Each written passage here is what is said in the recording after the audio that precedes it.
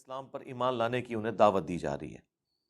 الذین یتبعون الرسول النبی الامی، یہ وہ اہل ایمان ہیں جو کہ پیروی کرتے ہیں اس نبی امی کی۔ اب یہ جو امی ورڈ ہے نا قرآن حکیم میں،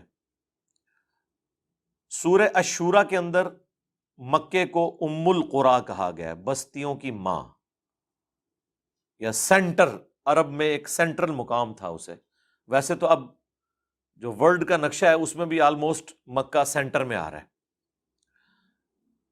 عرب میں وہ سینٹرل مقام تھا، اسی لیے قرآن میں سورہ شورى میں اسے کہا گیا ام القریٰ۔ اور نبی الاسلام کے ریفرنس سے بیان ہوا کہ آپ کو ہم نے ڈر سنانے والا پیغمبر بنا کر بھیجا ہے ام القریٰ اور اس کے ارد گرد کے لوگوں کے لیے۔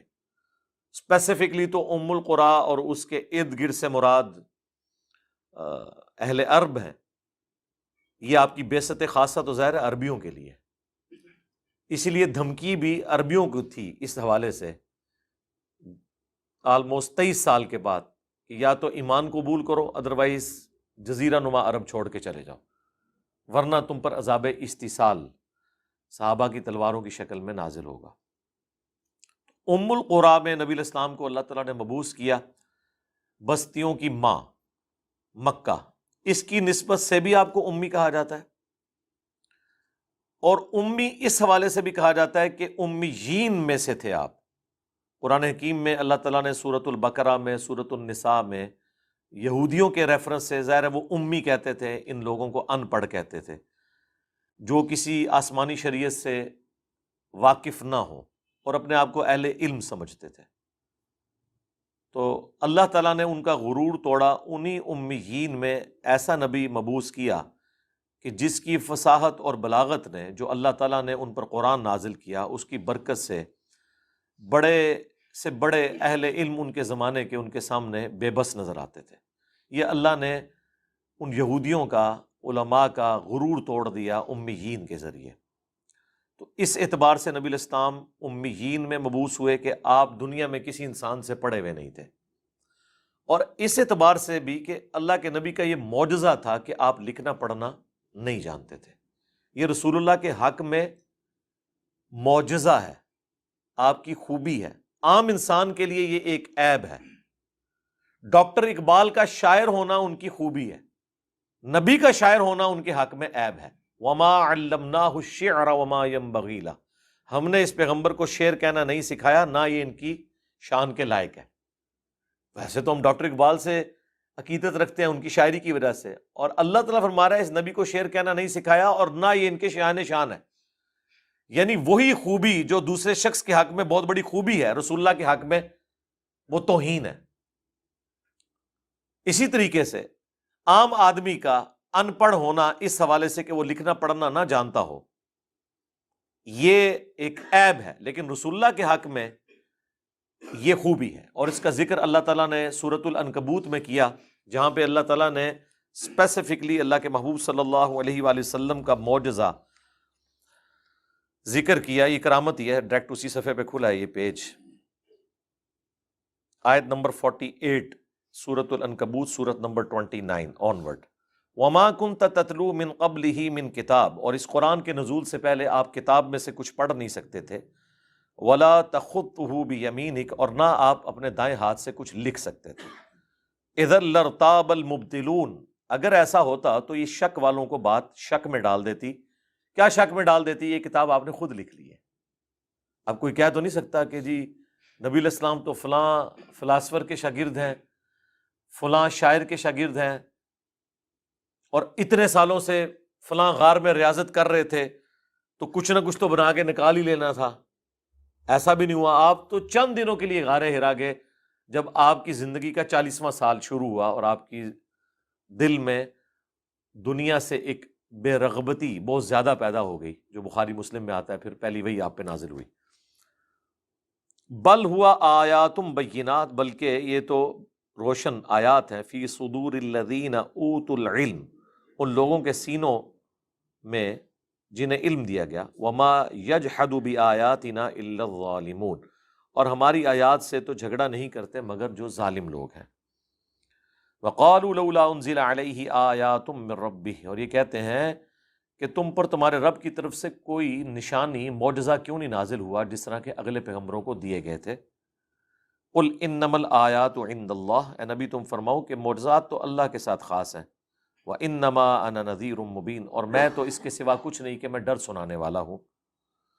اولم یکفیہم، کیا ان کے لیے یہ کافی نہیں ہے، انا انزلنا علیک الکتاب یتلی علیہم، کہ بے شک ہم نے کتاب نازل کی ہے نبی علیہ السلام پر جو صبح و شام ان پر پڑھی جاتی ہے۔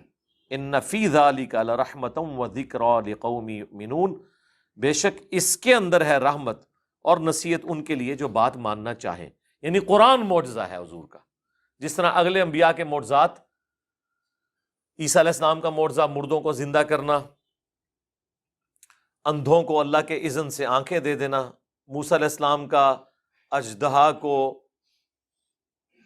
لاٹھی میں اور لاٹھی کو اژدہا کی شکل میں لوگوں کے سامنے ایک معجزے کے طور پر پریزنٹ کرنا، اس طرح کا معجزہ ہمارے نبی کا قرآن ہے، کیونکہ آپ کی نبوت قیامت تک کے لیے، اس لیے آپ کو وہ معجزہ دیا گیا جو قیامت تک رہے۔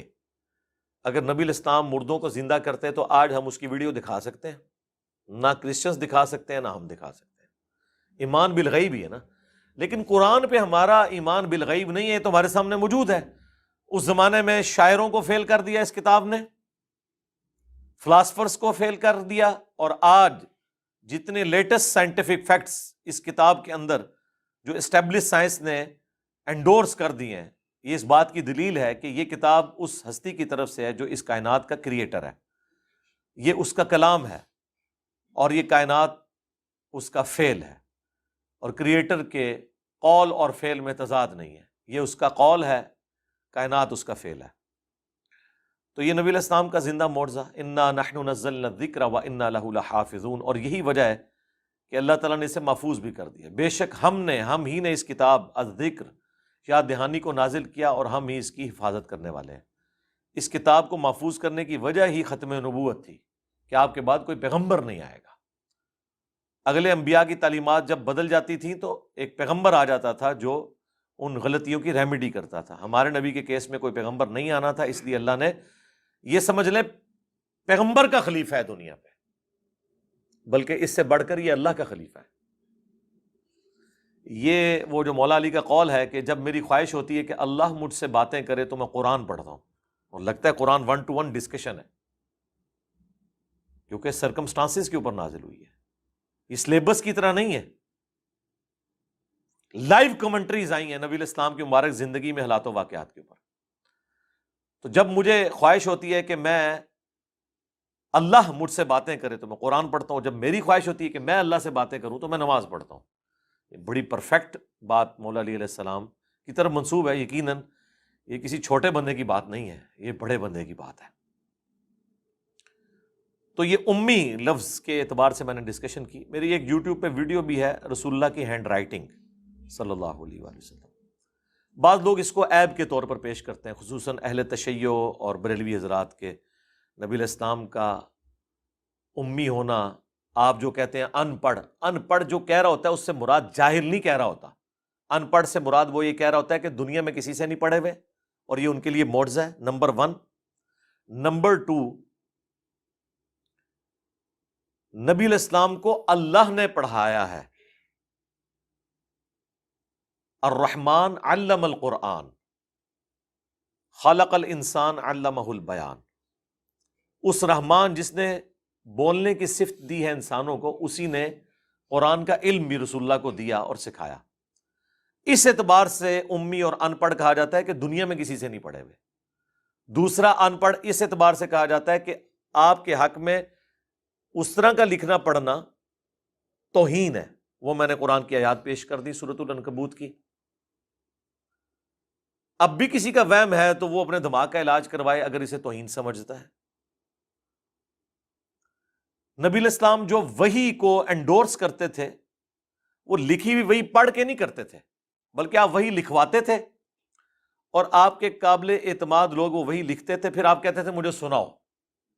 حضور کو تو کریم تھا قرآن۔ سورہ القیامہ میں آیا کہ اس قرآن کو یاد کروانا، آپ کے سینے میں جمع کرنا، اور اس کی تشریح بھی اس کا بیان بھی ہمارے ذمہ ہے۔ تو نبی